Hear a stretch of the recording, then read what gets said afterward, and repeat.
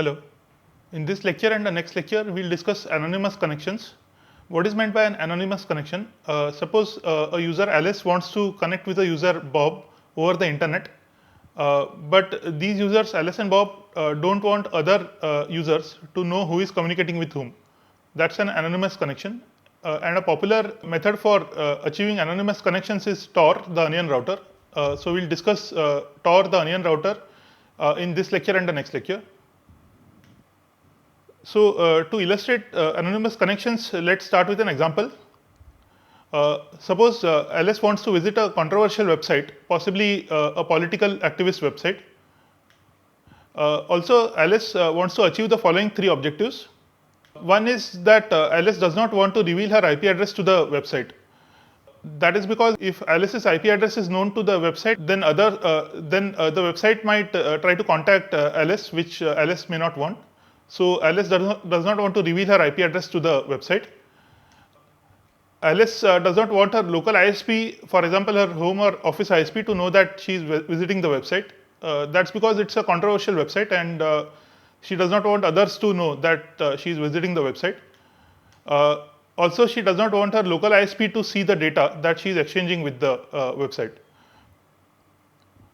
So the information that she exchanges with the website should be confidential. Others should not know what information she is exchanging. So how can Alice achieve such a connection to the controversial website? Let's try to use the mechanisms that we have learned to achieve such a connection.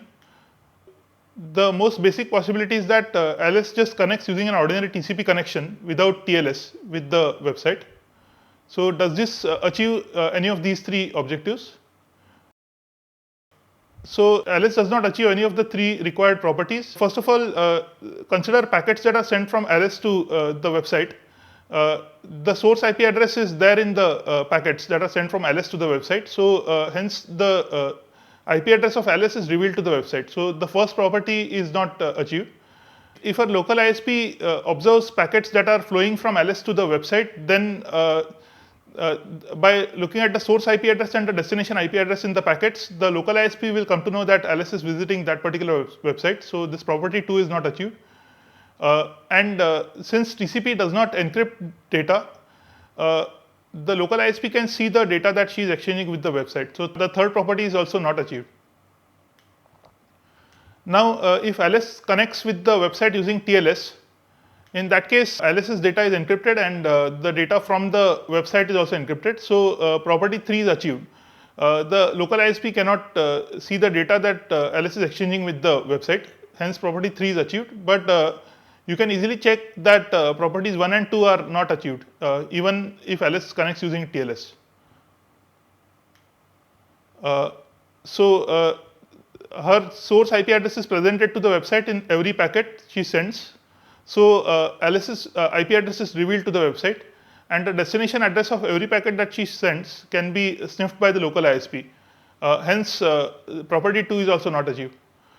So TLS also does not help us in achieving these three objectives.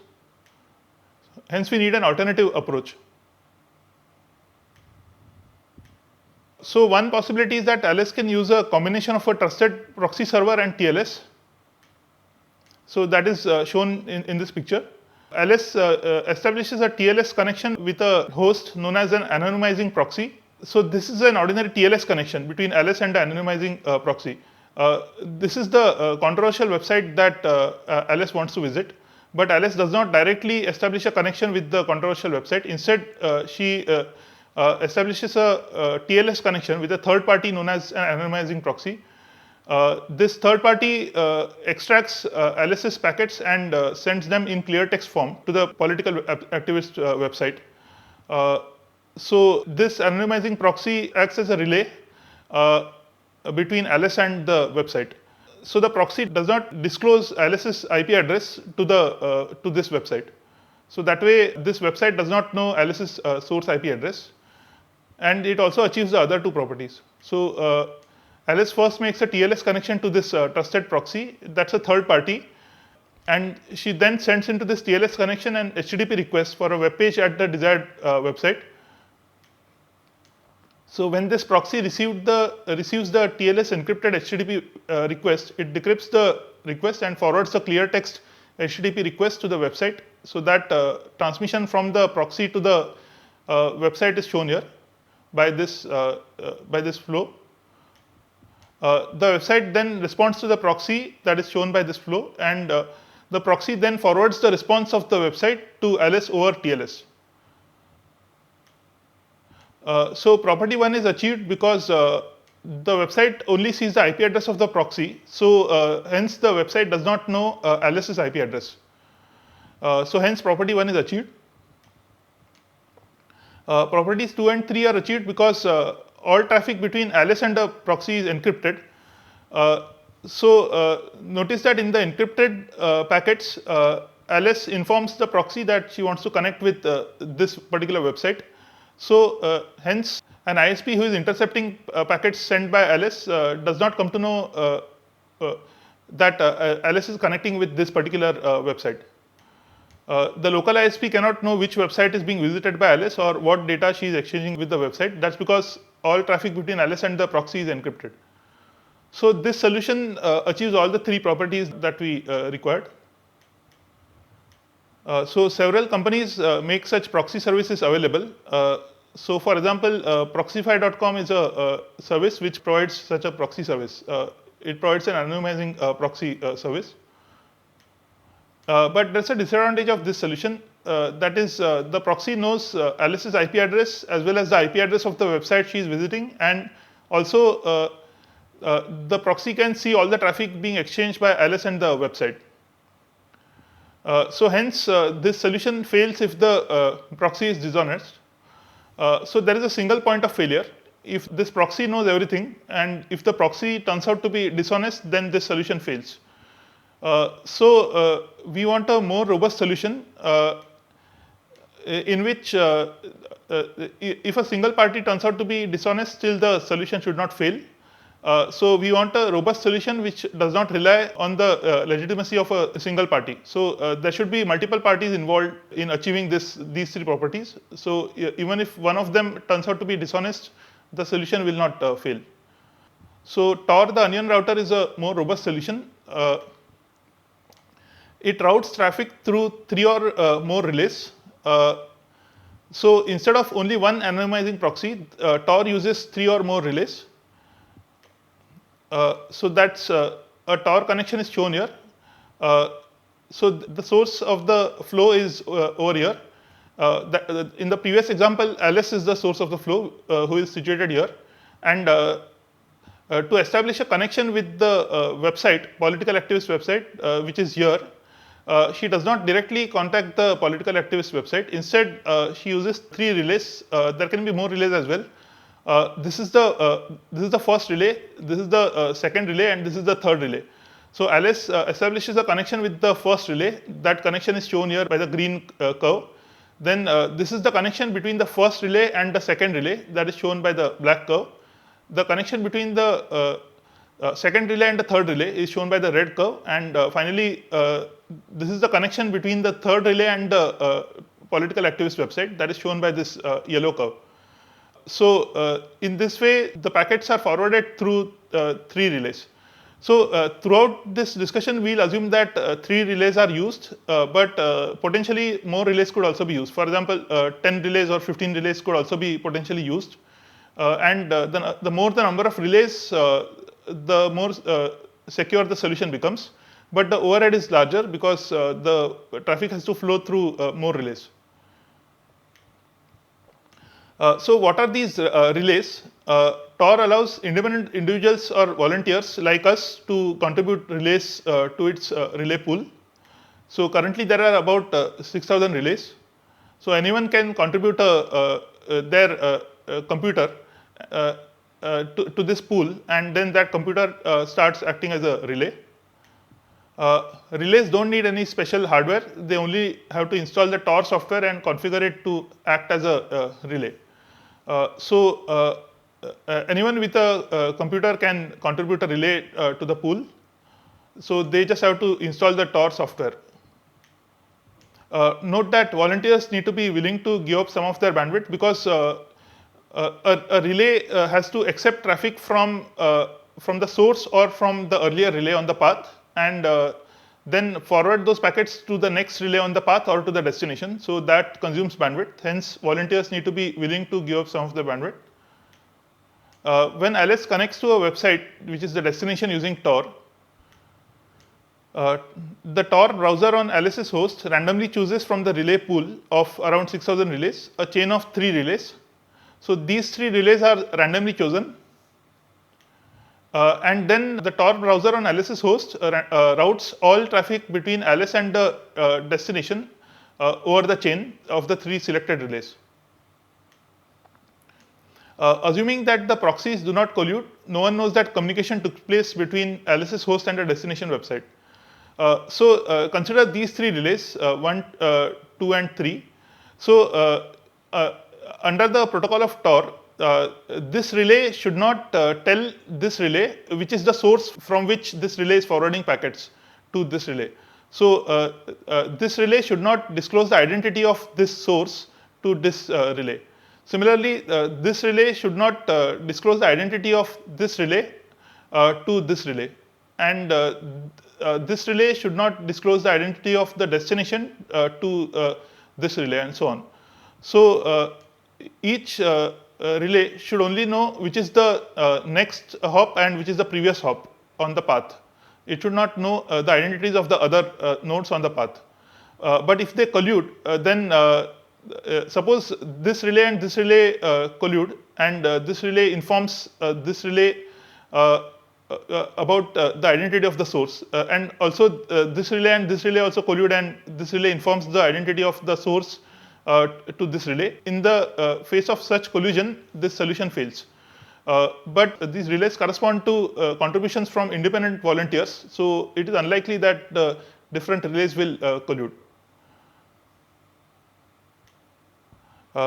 Also, Tor is a censorship circumvention tool. That is, it allows its user, say Alice, to reach otherwise blocked destinations or content. For example, Facebook or YouTube may be blocked in a particular country. In that case, users in that country can still use Tor to reach the blocked content via the use of several intermediate relays, for example, 3 relays. So consider Alice who wants to establish a connection with Bob. In the first step, Alice's Tor client obtains a list of Tor nodes from a directory server. So this Dave is a directory server in this example. Alice's host contacts Dave and obtains the list of the relays who are available. For example, the list of 6,000 relays will be passed on from Dave to Alice. Then in the next step, Alice's Tor client picks a random path to the destination server, and this path consists of 3 intermediate relays. So Alice uses this particular path in this example.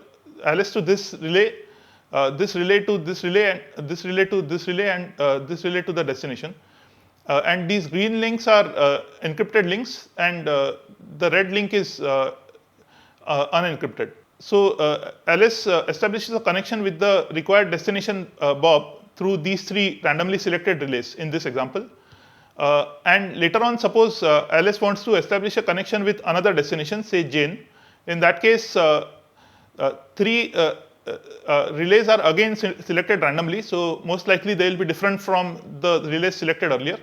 In this case, the relays happen to be these. This is the first relay, then this is the second relay, and this is the third relay. So the traffic is routed through these 3 selected relays in this example. So this is how Tor works. Each time that a particular source Alice wants to communicate with some destination, then 3 relays are selected at random, and traffic is routed through those 3 relays. So what are the applications of Tor? Individuals use Tor to prevent websites from tracking them and their family members, since the website does not know the IP address of the individual browsing it. Another example is that individuals use Tor to connect to news sites, political activist sites, sites like YouTube or Facebook, and so on, when these are blocked by the local internet providers or the countries they live in. these agencies which block connections, they do not know who is communicating with whom when Tor is used. So hence individuals can use Tor to connect to such sites. Journalists use Tor to communicate more safely with whistleblowers and dissidents. Obviously, journalists don't want any agencies who intercept the connections to know who they are communicating with. So hence they can use Tor to make their connections anonymous. Non-governmental organizations or NGOs use Tor to allow their workers to connect to their home website when they are in a foreign country. They don't notify anyone nearby that they are working with that organization. This is another application of Tor. Business executives use Tor to keep their strategies confidential. For example, an investment bank may not want competitors to be able to track what websites their analysts are watching. So again, here the concept of anonymous connections helps. Militaries use Tor. For example, consider some military agents operating in some hostile territory. In that case, insurgents may monitor internet traffic and discover all the hotels and other locations from which people are connecting to known military servers. So these people are the field agents, who are connecting to their servers. So these insurgents should not know who is connecting with the known military servers. So to make these connections anonymous, they can use Tor. So military field agents deployed away from home use Tor to mask the sites that they are visiting. So we can see that Tor has a variety of applications. And in each case, these connections are sensitive connections in which anonymity is required. No one should know who is connecting with whom. We now discuss limitations of TLS and VPN. So in all these applications, we need to prevent intruders from finding out the IP addresses of the source and destination of some communication over the internet. If Alice and Bob communicate using TLS, then an eavesdropper who is intercepting the packets between Alice and Bob can find out the IP addresses of Alice and Bob by looking at the source and destination IP addresses of packets exchanged by them. So hence TLS does not achieve anonymity. Suppose Alice and Bob communicate using a VPN. In that case, an eavesdropper can still find out that communication is taking place between some user in Alice's network and some user in Bob's network. Recall that the typical way that a VPN is connected is the following. There is some organization, possibly a head office, and there is a gateway router in that organization, and there is another organization, and it has its own gateway router. So a tunnel is created between these gateway routers, and Alice is somewhere here, and this is Bob. A tunnel is created between the gateway router of this organization and the gateway router of this organization. So over this tunnel, the traffic is transmitted. All the traffic from this organization is aggregated over this tunnel, and similarly, all the traffic from this organization is aggregated over this tunnel. So an eavesdropper cannot know who exactly in this organization's network is communicating with whom in this organization's network, but they still know that someone here is communicating with someone here. That is, they know that two companies are collaborating. So in that case, this may not be acceptable. The leakage of the fact that someone in this organization is connecting with someone in this organization. So hence, it does not provide the required degree of anonymity. So these are the limitations of TLS and VPN which are overcome by Tor. We now discuss the operation of Tor in detail. The objective of Tor is to make it difficult for attackers to find out that a given source is communicating with a given destination. To create a private network pathway with Tor, the client's browser incrementally builds a circuit of encrypted connections through relays on the network. So Alice first creates a connection with the first relay on the path. Then with the help of this relay, Alice extends this circuit to the second relay. And then with the help of this second relay, LS extends this circuit to the third relay, and then finally using the third relay, LS extends the connection to the destination Bob. So we'll see later in detail how the client's browser incrementally builds a circuit of encrypted connections through relays on the network. The circuit is extended one hop at a time, as we just mentioned. Each relay along the way knows only which node gave it data and which node it is giving data to. For example, this relay only knows the identity of this relay and the identity of this relay. This relay does not know who is the source of the connection and who is the destination of the connection. So this is a crucial property. Each relay only knows which node gave it data and which node it is giving data to. Similarly, this relay only knows the identity of Alice and the identity of this relay, but this relay does not know the identity of this relay or the identity of Bob. No individual relay knows the complete path that a data packet has taken. The first relay on the circuit knows Alice's IP address. So the first relay knows that Alice's IP address is using Tor, but that's okay because Tor is not illegal anywhere in the world. The first relay does not know which websites Alice is visiting. So we have already mentioned that this first relay only knows the identity of Alice and the identity of this relay, but this relay does not know the identities of the destination. The third relay knows the destination's IP address, that is Bob's IP address in this example. So this relay knows the identity of Bob, but it does not know who is communicating with Bob. So the third relay can read the data being exchanged with Bob by Alice if it is not encrypted, and cannot read the data if it is encrypted. For example, if TLS is used in this connection. So if the data is sensitive, then it can always be encrypted using a TLS connection. In that case, even this link will be encrypted. This is an option that is available. If the data is not confidential, then it can be sent in the clear over this link.